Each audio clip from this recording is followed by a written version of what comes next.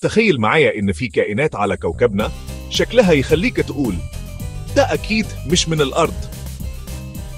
بس الغريب إنهم فعلا موجودين حوالينا. سؤال بسيط قبل نبدأ، لو شفت حيوان غريب جدا في الغابة هتصوره ولا تجري منه؟ اكتب إجابتك في الكومنتات ويلا نبدأ جولتنا في أغرب 15 حيوان في العالم. وهيك الضفدع الزجاجي شفاف لدرجة إنك تشوف قلبه وهو بينبض.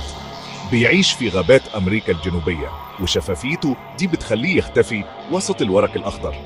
السؤال، لو جسم الإنسان كان شفاف زيه تفتكر كنا هنخاف من بعض ولا نتعود على المنظر؟ هان الأخطبوط المقلد ميميك أوكتوبوس، الكائن الوحيد اللي بيقدر يقلد 15 نوع مختلف من الكائنات، بيغير شكله ولونه في لحظة علشان ينجو. السؤال، لو عندك القدرة تقلد أي شخص أو حيوان في العالم ليوم واحد هتختار مين وليه؟ 3. اليرقة القاتلة، شكلها بريء جدا لكن لمستها ممكن تقتلك، بتسبب جلطات في الدم والعلماء نفسهم بيخافوا يقربوا منها. السؤال، هل عمرك وثقت في مظهر خادع وطلع عكس اللي كنت متوقعه؟ 4.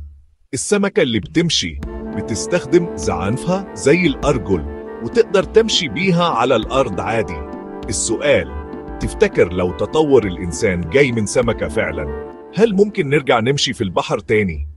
5.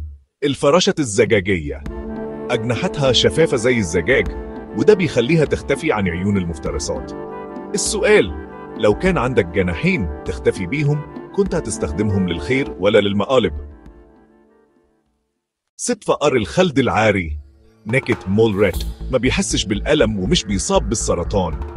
السؤال، لو تقدر تلغي إحساس الألم من حياتك كنت هتعملها ولا شايف إن الألم مهم؟ 7. الحبار مصاص الدماء، بيعيش في أعماق البحر المظلمة، شكله فعلا مرعب وبيضيء في الظلام. السؤال، لو اكتشفتوا مخلوق غريب تحت المية هتكمل تصوير ولا تطلع تجري فوق؟ 8. الكوالا الغاضب، الناس فاكرينه لطيف بس لما يتنرفز بيصدر صوت مرعب وبيهاجم. تفتكر الكائنات اللطيفة دي ممكن تبقى خطر أكتر من الحيوانات المفترسة؟ 9. الطائر المغني تحت المية، بيغني وهو غاطس، صوته بيمشي في الموج زي السحر. السؤال، لو كان صوتك يوصل في كل مكان زي الطيور دي أول رسالة كنت هتقولها للعالم إيه؟ دشار تنين البحر المورق، بيشبه عشب البحر بشكل يخليه غير مرئي تماما للمفترسات.